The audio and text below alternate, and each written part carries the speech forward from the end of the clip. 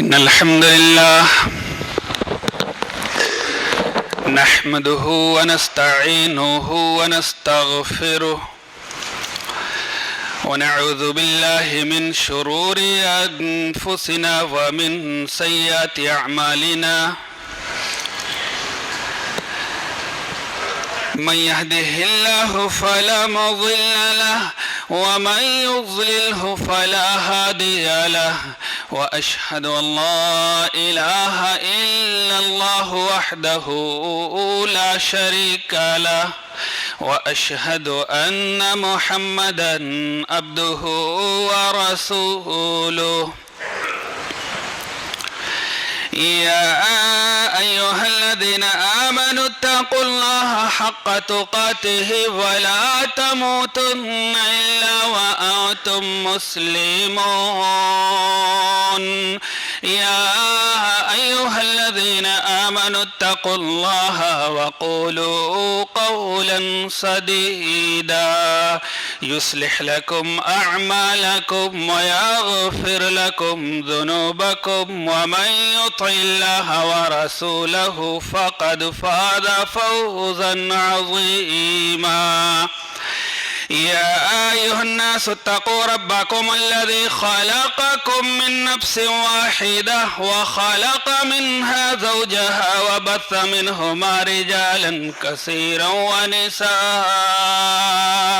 واتقوا الله الذي تساءلون به والأرحام إن الله كان عليكم رقيبا أما بعد فإن خير الحديث كتاب الله وخير الهدي هدي محمد صلى الله عليه وسلم وشر الأمور محدثاتها وكل محدثة بدعة وكل بدعة ضلالة وكل ضلالة في النار أعوذ بالله من الشيطان الرجيم بسم الله الرحمن الرحيم إنا خلقناكم من ذكر وأنثى وجعلناكم شعوبا وقبائل لتعارفوا إن أكرمكم عند الله أتقاكم إن الله عليم خبير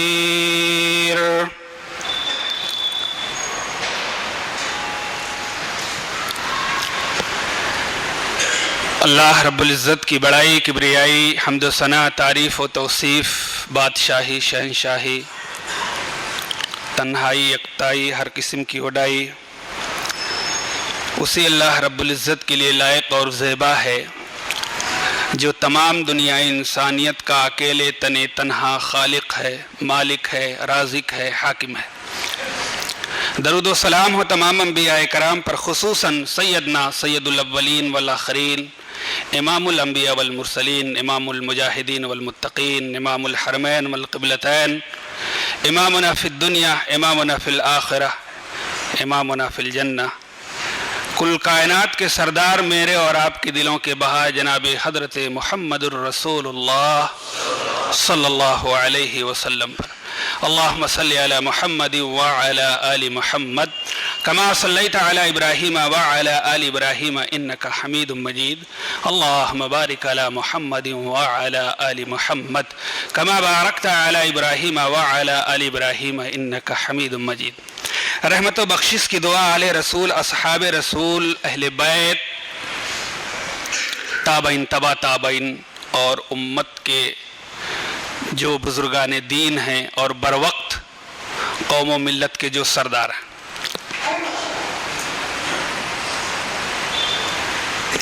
حاضرین جمعہ، قوم و ملت کے جوان اور نوجوان ساتھیوں، بڑے بزرگوں، عزیز بچوں، خطبہ مسنونہ کے اندر جس آیت کو میں نے آپ لوگوں کے سامنے پیش کیا ہے، اسی آیت کی روشنی میں اللہ کے ہاں مقام کس کا یا اللہ کی نظر میں معزز کون، اس موضوع کے حوالے سے میں آپ لوگوں کے سامنے کچھ باتیں رکھنے کی کوشش کروں گا۔ الہ العالمین سے دعا ہے کہ اللہ تبارک و تعالی ہم تمام مسلمانوں کو کہنے سننے کے ساتھ ساتھ میں اس پر عمل کرنے کی توفیق عطا فرمائے، آمین۔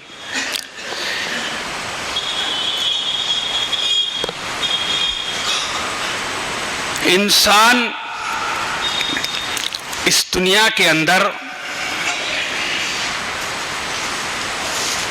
اونچا مقام حاصل کرنے کے لیے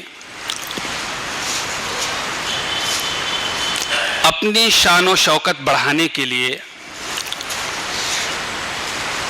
کڑی محنت کرتا ہے، کوشش کرتا ہے۔ کوئی اعلیٰ سے اعلیٰ ڈگریاں حاصل کرتا ہے، کوئی اچھے مکانات تعمیر کرتا ہے، کوئی بہترین سے بہترین گاڑی میں چلنے کی کوشش کرتا ہے، کوئی اچھے سے اچھا اور شاندار کپڑا پہننے کی کوشش کرتا ہے، محنت کرتا ہے۔ لیکن ایک چیز یاد رہے کہ اگر یہ سارے کام جو میں نے آپ کو بتلائے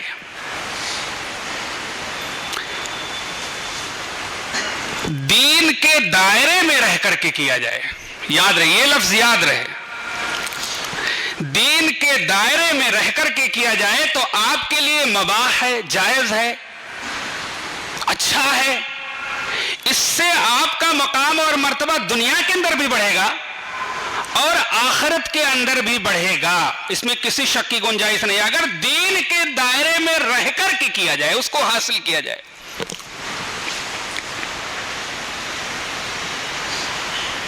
تو دنیا میں یہ ساری چیزیں کرنے کے لیے ہم کوشش کرتے ہیں کہ ہم کو ہمارا مقام اور قدر و منزلت اس طرح سے بڑھ جائے۔ کبھی ہم نے غور کیا کہ ہم اللہ کی نظر میں اپنا مقام اور مرتبہ بڑھانے کے لیے ہم نے کیا کوشش کی ہے؟ یہ ایک بڑا سوال ہے۔ اللہ کی نظر میں محبوب بننے کے لیے ہماری کیا کوشش ہے؟ ہم نے کیا محنت کی ہے؟ ہم نے کون سا عمل کیا ہے؟ ہمارے اندر وہ کون سے کردار ہیں اور کون سے وہ اعمال ہیں کہ جس کی وجہ سے اللہ تبارک و تعالی ہمارے مقام اور مرتبے کو بڑھا دے؟ یاد رہے، آپ کے پاس اچھے سے اچھا ڈگریاں ہو جائیں، رہنے کے لیے اچھے سے اچھے مکانات ہو جائیں، چلنے کے لیے شاندار گاڑی ہو جائے اور پہننے کے لیے اچھے سے اچھا کپڑا ہو جائے، لیکن اگر آپ کا مقام اللہ کی نظر میں اونچا نہیں ہے تو سب بیکار ہے۔ کیونکہ اس وقت جو ماحول چل رہا ہے، ایسا محسوس ہوتا ہے کہ جیسے انسان موت کو اپنے ہتھیلیوں پر لے کر کے گھوم رہا ہے۔ چلتا پھرتا آدمی شام کو سوتا ہے، صبح اللہ کو پیارا ہو جاتا ہے۔ ہم نے اللہ کے ہاں مقام بڑھانے کے لیے کون سی محنت کی ہے؟ اتنے سارے لوگ یہاں پر بیٹھے ہوئے ہیں، آج جمعہ کا دن ہے۔ اللہ کی نظر میں جو اتنے سارے لوگ ہیں، کیا سب کا مقام اور مرتبہ برابر ہے؟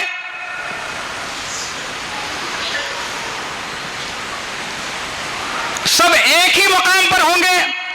اللہ تبارک و تعالی نے اس کو قرآن کے اندر اس بات کی صراحت کی ہے۔ اللہ تبارک و تعالی نے بیان فرمایا، تِلْكَ الرُّسُلُ فَضَّلْنَا بَعْضُهُمْ عَلَى بَعْضٍ مِّنْهُمْ مَنْ كَلَّمَ اللَّهُ وَرَفَعَ دَرَجَاتٍ۔ اللہ اکبر۔ ہم نے بعض رسولوں کو بعض کے اوپر فضیلت دی ہے، رسولوں میں بھی فضیلت دی اللہ تبارک و تعالی نے، اور بعض رسول اتنے اولو العزم تھے کہ اللہ تبارک و تعالی نے ڈائریکٹ ان سے کلام کیا ہے۔ یہ ان کے شان کو بتلاتی ہے، یعنی ان کے درمیان میں درجات ہیں، بعض کو بعض کے اوپر فضیلت دی ہے اور ان کے درجات کو اللہ تبارک و تعالی نے بلند کیا ہے۔ اسی طریقے پر صحابہ کرام رضوان اللہ اجمعین کے تعلق سے بھی اللہ تبارک و تعالی نے سورہ حدید آیت نمبر 10 کے اندر بیان فرمایا، لا یستوی منکم من انفق من قبلہ الفتح۔ اللہ تبارک و تعالی نے بیان کیا ہے کہ وہ لوگ جنہوں نے فتح مکہ سے پہلے اللہ کے راستے میں خرچ کیا، اپنے مالوں کی قربانی پیش کی، اپنے جانوں کی قربانی پیش کی فتح مکہ سے پہلے، اور جن لوگوں نے فتح مکہ کے بعد قربانی پیش کی، بعد والے پہلے والوں کے مقام اور مرتبے کے برابر نہیں ہو سکتے۔ اب اتنے سارے لوگ بیٹھے ہوئے ہیں تو ہمارے درمیان میں بھی اللہ کے ہاں ایک مراتب ہوگا، کسی کو کچھ مقام حاصل ہوگا، کسی کو کچھ مقام حاصل ہوگا۔ تو ہم دنیا کے اندر مقام و مرتبہ حاصل کرنے کے لیے کوشش کرتے ہیں، لیکن اللہ کے ہاں مقام اور مرتبہ حاصل کرنے کے لیے ہم نے کیا کوشش کی ہے؟ اللہ تبارک و تعالی نے اس آیت کو پڑھیے، کیا بات ہے۔ آپ اس آیت کو، پوری سورت کو پڑھیے، سورہ حجرات کی آیت ہے، اور پوری سورت کو آپ پڑھ جائیے اور دیکھیے، سورہ حجرات کو، پوری سورت کو پڑھیے اور دیکھیے کہ اس آیت کریمہ سے پہلے اللہ تبارک و تعالیٰ نے کتنی بار یا ایھا الذین آمنوا کا لفظ استعمال کیا۔ قریباً 6 مرتبہ اللہ تبارک و تعالیٰ نے استعمال، یا ایھا الذین آمنوا، یا ایھا الذین آمنوا۔ پھر اللہ تبارک و تعالیٰ نے یہاں اس آیت کے اندر فرمایا یا ایھا الناس کا لفظ استعمال فرمایا، لوگوں، ساری دنیا کے سارے لوگوں کو خطاب کر دیا، اور اس سے پہلے ایمان والوں کو خطاب کیا تھا۔ اس سے بتا دیا ہے، دیکھیے اللہ تبارک و تعالیٰ نے بیان فرمایا یا ایھا الناس انا خلقناکم من ذکر و انثی، اے لوگو، دنیا کے سارے لوگو سن لو، ہم نے تمہیں ایک مرد اور ایک ہی عورت سے پیدا کیا ہے۔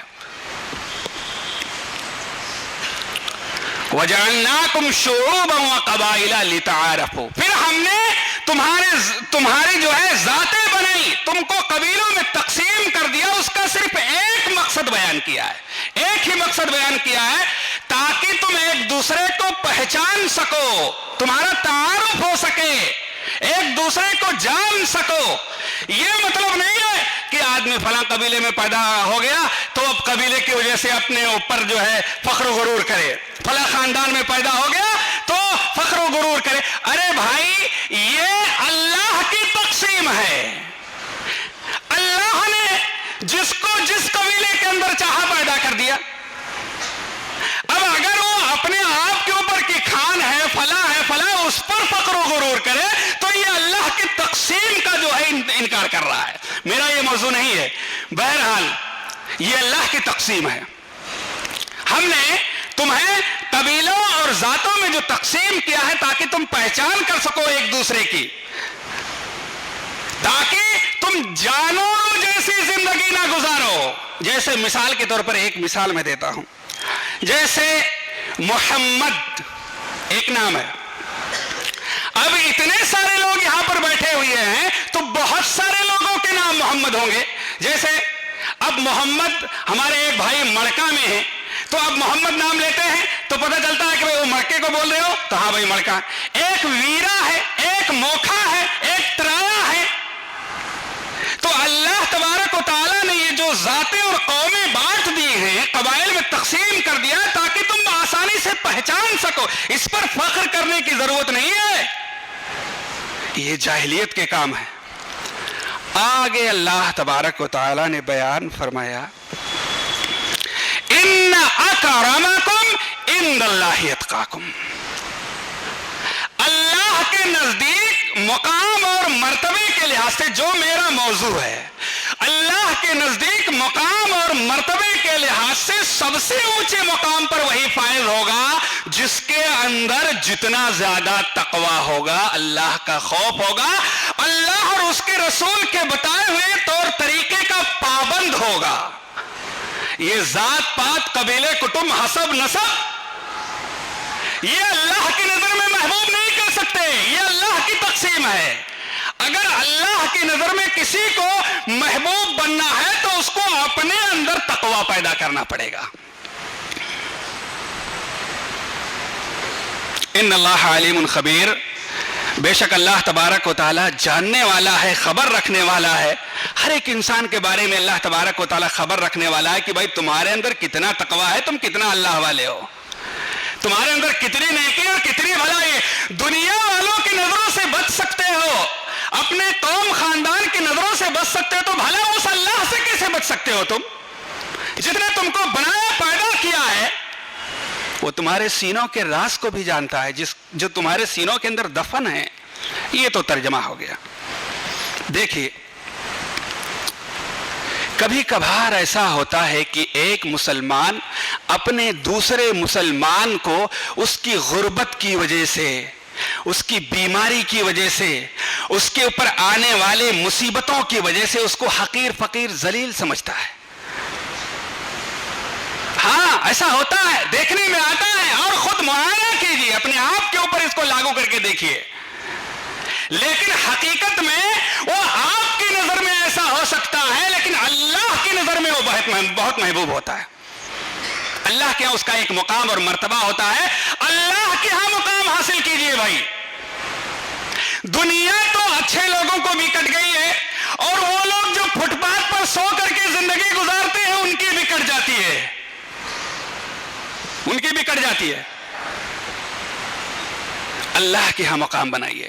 حضرت عبداللہ بن مسعود رضی اللہ تعالی عنہ بہت بڑے صحابی ہیں، عباد اربعہ میں سے ہیں۔ اللہ کے نبی جناب محمد رسول اللہ صلی اللہ علیہ وسلم کے بہت چہیتے ہیں۔ اللہ تبارک و تعالیٰ نے انہیں قرآن کا بہت بڑا علم دیا تھا، علم کے سمندر تھے حضرت عبداللہ بن مسعود رضی اللہ تعالی عنہ۔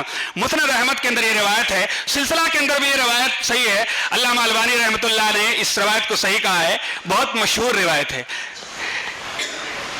حضرت عبداللہ بن مسعود رضی اللہ تعالیٰ عنہ ایک مرتبہ ایسا ہوا کہ مسواک کو حاصل کرنے کے لیے ایک درخت کے اوپر چڑھ گئے، ایک جھاڑ کے اوپر چڑھ گئے توڑنے کے لیے۔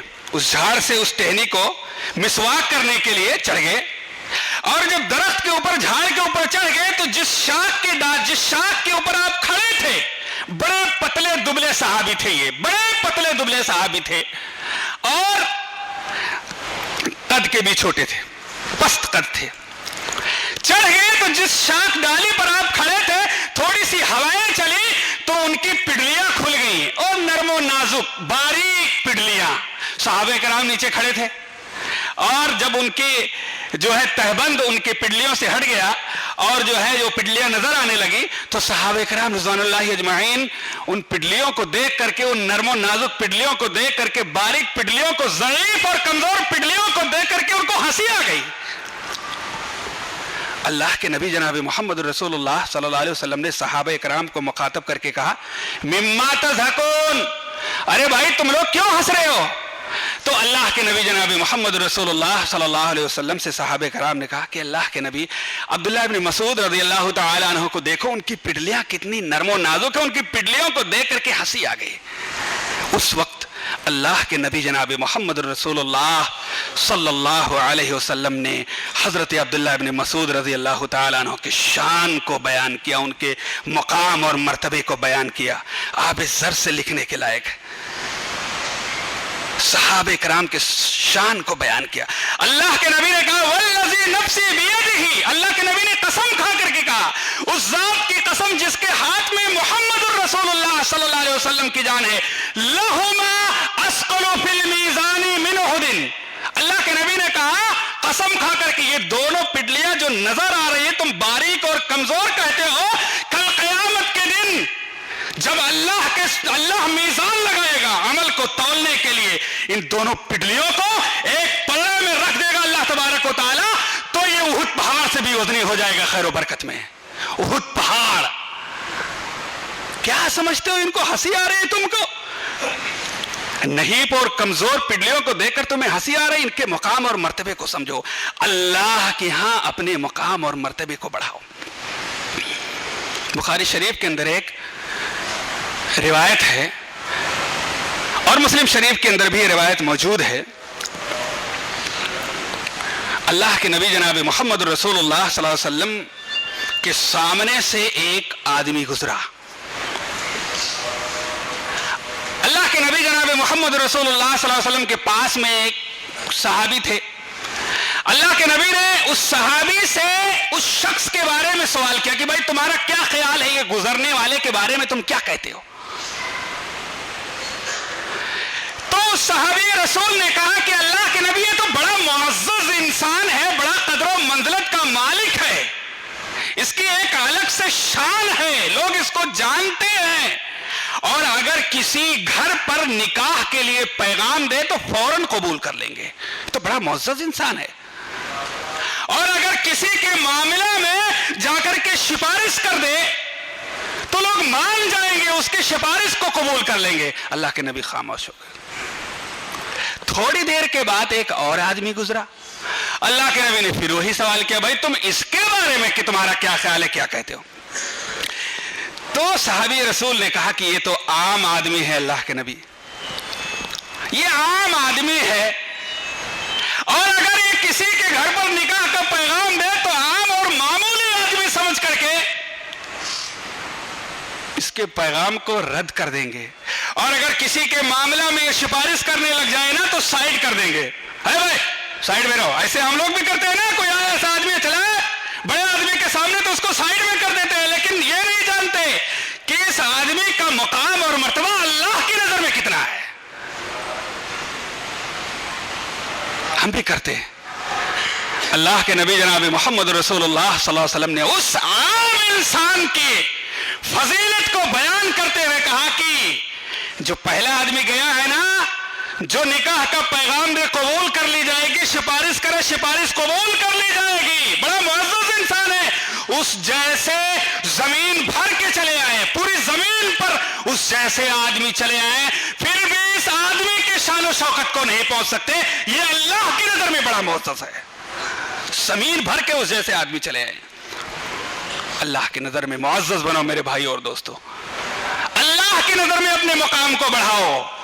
اللہ کو راضی کب کرو گے؟ اللہ کو راضی کرنے والا کام جب اللہ تبارک و تعالی آپ کو اس دنیا سے اٹھا دے گا تب کرو گے۔ کب کرو گے؟ انسان لاپرواہی کا اس قدر شکار ہو گیا ہے۔ اللہ کی نظر میں اپنے مقام اور مرتبے کو بڑھاؤ میرے بھائی اور دوستو۔ ایک صحابی، مسند احمد کے حوالے سے اس روایت کو میں آپ کے سامنے بیان کرتا ہوں، ترمذی کے اندر بھی یہ روایت ہے، صحیح روایت ہے۔ ایک صحابی جن کا نام ظاہر تھا، اور یہ اللہ کے نبی کے دوست تھے، اللہ کے نبی ان سے بڑی محبت کرتے تھے۔ یہ دیہات کے رہنے والے تھے، دیہات کے، مدینہ سے کچھ دور کے فاصلے پر ایک دیہات، اسی دیہات سے یہ مدینہ کے اندر آتے تھے، اور جب اپنے گاؤں دیہات سے آتے مدینہ کے اندر تو اللہ کے نبی کے لیے کچھ تحفہ تحائف سبزی وغیرہ لے کر کے اللہ کے نبی کو دیا کرتے تھے، اور جب یہ جاتے تھے مدینہ سے تو یہ محبت کی نشانی، اعلیٰ اخلاق کی نشانی دیکھیے کہ اللہ کے نبی بھی ان کو کچھ تحفہ دیا کرتے تھے، کچھ ستو پنیر راستے کا جو اللہ کے نبی اپنے ہاتھوں سے دیا کرتے تھے۔ بڑی محبت تھی، تحفے تحائف دیا کرو، اس سے محبت بڑھتی ہے۔ دل کے اندر جو خدورت، نفرت، بہت فضیلت ہے اس کی۔ یہ نہیں کہ آدمی 1,50,000 کا تحفہ دے تبھی تحفہ مانا جائے گا، ارے 10-5 روپے کا بھی تحفہ کرو، انسان کے سینے سے خدورت، دشمنی ختم ہو جاتی ہے، محبت بڑھتی ہے، الفت بہت بڑھتی ہے، ایک دوسرے سے آدمی مل جاتا ہے۔ یہ اللہ کے نبی کی سنت ہے۔ ایک مرتبہ ایسا ہوا کہ یہ دیہات سے آئے اور مدینہ کے منڈی میں کچھ سامان بیچ رہے تھے۔ اتفاق سے اللہ کے نبی کا اس بازار سے گزر ہوا، اللہ کے نبی نے دیکھا یہ تو میرا دوست ظاہر کھڑا ہے اور کچھ سامان بیچ رہا، کیا بات ہے۔ اللہ کے نبی نے اپنے دوست ظاہر کو دیکھا تو اللہ کے نبی نے کیا کیا، فوراً چپکے سے پیچھے سے جا کر کے ظاہر کے دونوں آنکھوں کو اپنے ہاتھوں سے بند کر دیا۔ کیا محبت، کیا اعلیٰ اخلاق کردار۔ مسلمانوں کہاں سو رہے ہو؟ یہ اخلاق اپناؤ، کہاں سے پیدا کرو گے؟ اس دین نے سکھایا ہے، سیکھو۔ بہت اونچا دین دیا ہے، سب سے معزز، سب سے بہترین دین اللہ تبارک و تعالیٰ نے ہمیں دیا، سب کچھ بدلا دیا ہے، کوئی چیز نہیں چھوڑا ہے۔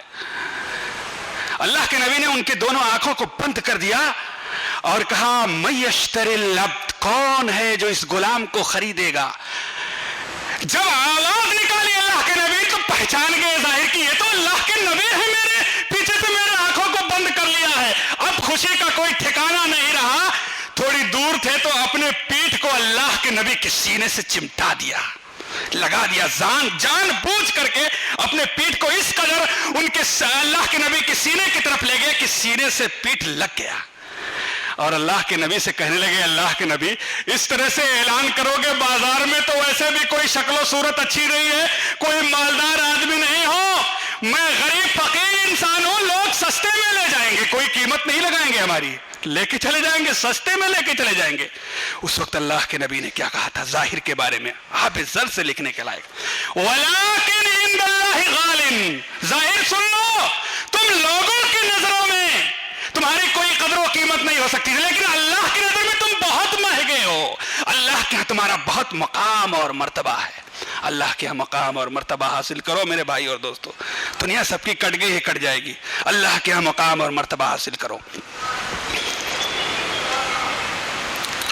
اور اس آیت کے اندر اللہ تبارک و تعالیٰ نے اسی چیز کو بیان کیا ہے, ان اکرمکم عند اللہ اتقاکم, تقوی پیدا کرو اپنے اندر, اللہ کا خوف پیدا کرو, اللہ کا ڈر پیدا کرو. کب پیدا کرو گے؟ انسان دنیاوی علام و مصائب سے تو خوف و ہراس ہے, بیماریوں سے خوف و ہراس ہے, ڈر رہا ہے لگ نہ جائے, چھو نہ جائے, مر نہ جاؤ, یہ نہ ہو جائے, نہ وہ ہو نہ جائے. اللہ کے ہاں کب مقام حاصل کرو گے؟ ایسے زندگی مت گزارو میرے بھائی اور دوستو, اللہ کے ہاں مقام حاصل کرو.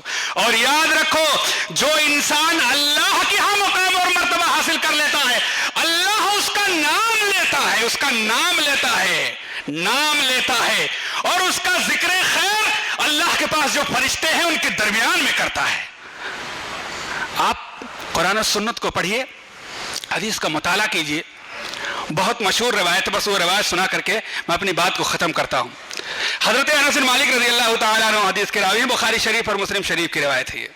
وہ بیان فرماتے ہیں کہ ایک مرتبہ اللہ کے نبی جناب محمد رسول اللہ صلی اللہ علیہ وسلم حضرت ابی بن کعب رضی اللہ تعالیٰ عنہ کے پاس آئے. یہ بھی بہت زبردست قرآن کے ماہر تھے, بہت زبردست, بڑے علم والے تھے, اللہ نے زبردست علم دیا تھا, قرآن کو بہت بہترین انداز میں پڑھتے تھے. ایک مرتبہ اللہ کے نبی حضرت ابی بن کعب رضی اللہ تعالیٰ عنہ کے پاس آئے اور کہا میں تم کو قرآن سنانا چاہتا ہوں, سورہ بینہ سنانا چاہتا ہوں.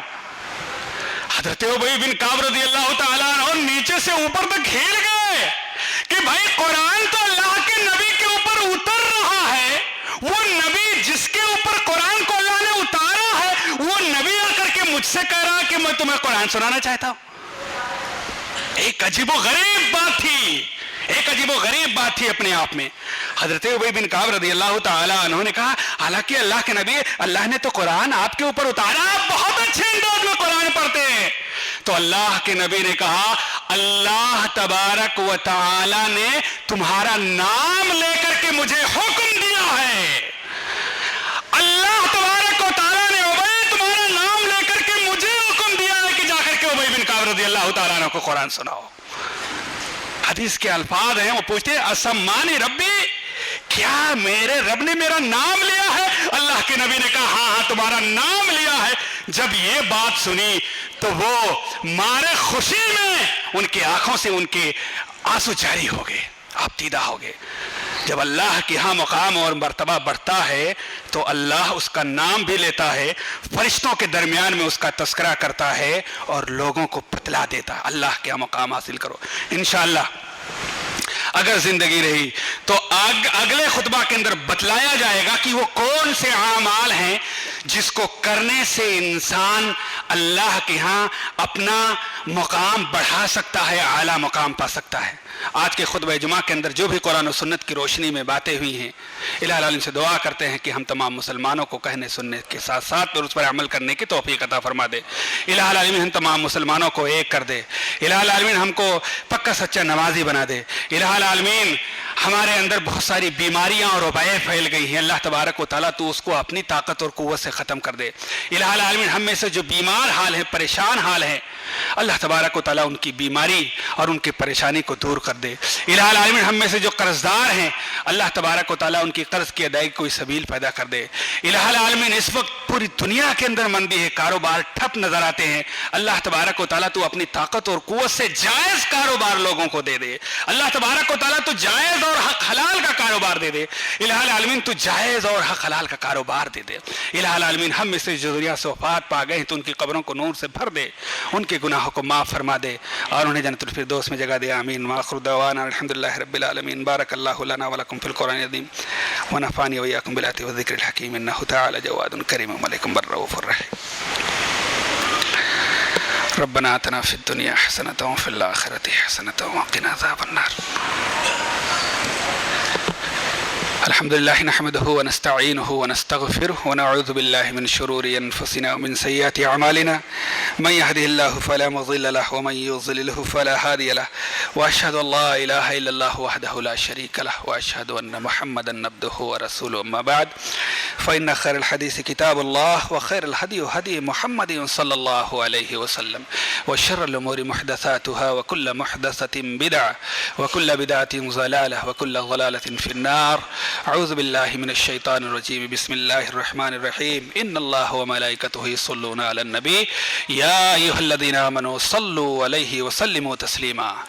اللہم صل علی محمد وعلی آل محمد کما صلیت علی ابراہیم وعلی آل ابراہیم انک حمید مجید۔ اللہم بارک علی محمد وعلی آل محمد کما بارکت علی ابراہیم وعلی آل ابراہیم انک حمید مجید۔ عباد اللہ رحمکم اللہ، ان اللہ یأمرکم بالعدل والإحسان وإیتاء ذی القربى وینہی عن الفحشاء والمنکر والبغی یعظکم لعلکم تذکرون۔ ان اللہ یعلم ما تصنعون۔ نماز کے لیے کھڑے ہو جائیے۔